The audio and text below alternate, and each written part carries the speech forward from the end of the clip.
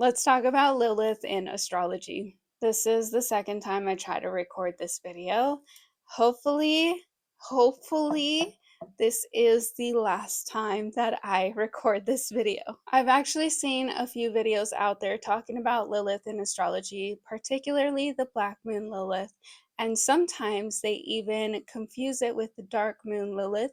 Both of these are two different things, by the way.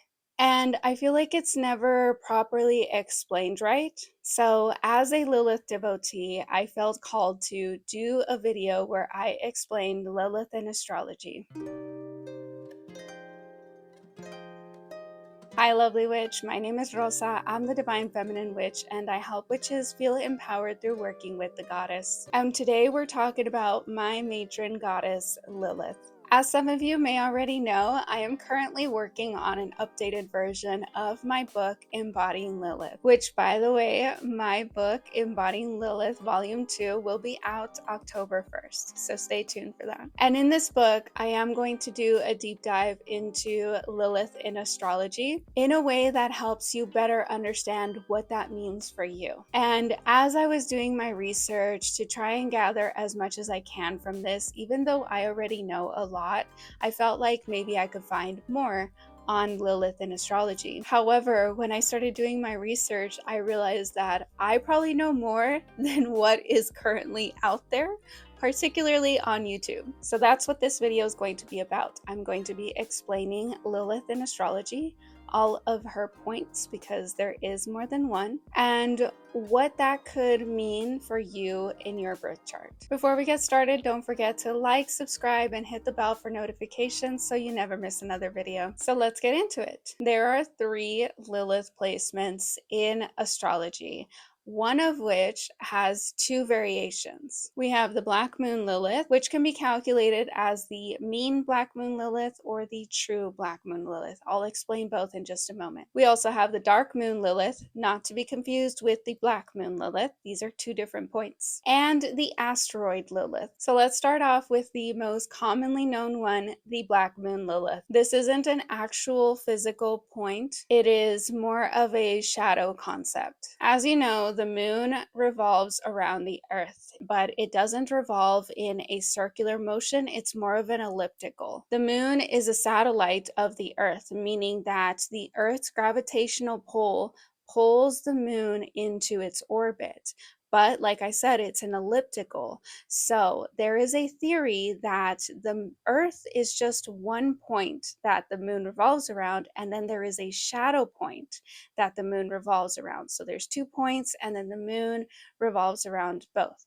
That second point, that is the Black Moon Lilith. Now, there are 2 ways to calculate the Black Moon Lilith in your birth chart, and this is up to the astrologer to choose which one of these ways to calculate that point. The mean is an average, and the true is supposed to be an exact pinpointed location of that point. The true Black Moon Lilith isn't used as much as the mean because it is difficult to pinpoint, because just like Lilith herself, the Black Moon Lilith is shaky, it's chaotic, it's not exact, and you have to take into consideration retrogrades and inconsistencies in the moon's elliptical orbit. And so that's why a lot of astrologers, including myself, and a lot of apps will use the mean calculation to calculate where your Black Moon Lilith is. Now, because there are 2 different ways to calculate the Black Moon Lilith, that means that your true and your mean Black Moon Lilith could be in 2 different signs or 2 different houses. Sometimes they are only a couple degrees apart, and sometimes they are a little bit further than that. I would encourage you to look up both ways and see which one resonates best with you. Personally, both of mine are in the same house and the same sign. They're only a couple degrees apart. But I'm curious to know if yours are that close to each other or if they are completely different. Let me know in the comments. Now, the Dark Moon Lilith, not to be confused with the Black Moon Lilith, is another point. There was this astronomer named Waldemeth who discovered this point, and sometimes when you try and look this one up,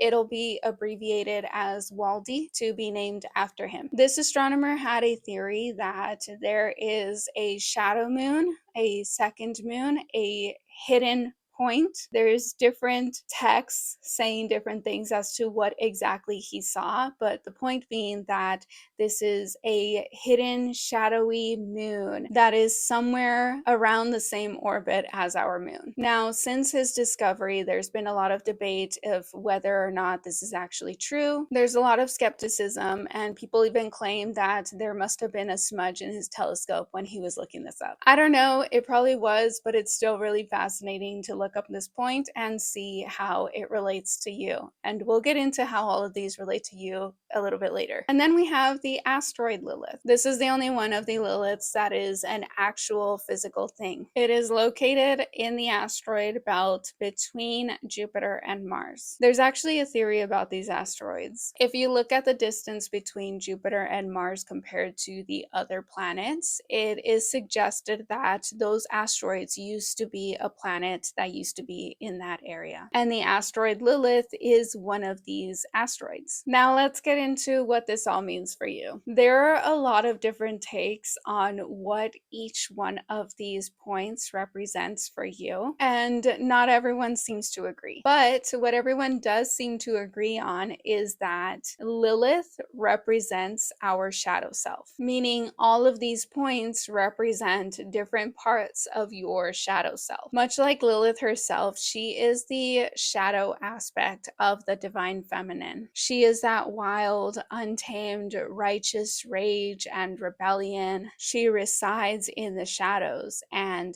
much like Lilith herself, Lilith in astrology represents the parts of ourselves that we keep hidden within our subconscious, the things that we keep hidden from others. And this could be due to fear of judgment or rejection. She also symbolizes a desire for autonomy, independence, and a rejection of societal norms and expectations, as well as points to our darker impulses and desires, and areas of emotional intensity that we may not be ready to acknowledge. She is all aspects of the shadow self, and each one of your Lilith points represents different parts of this shadow self. Now, when trying to figure this out, it's important to look at the sign that your Lilith placements are in, as well as the house that they are in. The sign that they are in will show how this energy presents itself, what characteristics may lie within this shadow aspect of yourself. And the house will represent the area of life that is most affected by this shadow aspect, or what area of life brings out this energy the most. Now, your shadow self can present itself as a wounded version or a healed version. The wounded version is the reason, basically, of why you chose to put these characteristics in the subconscious. It can show up subconsciously as fear, rage, or just uncontrollably in a way that we consider an ugly emotion. And so when you begin to do shadow work, that is you healing through the wounds. You are not only acknowledging what the wounds are, but you are reflecting on them, feeling through the emotions, and finding healthier ways to express these characteristics of your shadow self. That is how you do shadow work. That is how you then heal your shadows to then empower yourself. Because the whole point of shadow work is not to reject your shadows, but to heal them. Remember, without shadows, there is no light. You need a balance of both your light energy and your shadow energy in order to fully empower yourself. Now, I'm not going to go into detail of what Lilith represents in each one of the signs and houses, because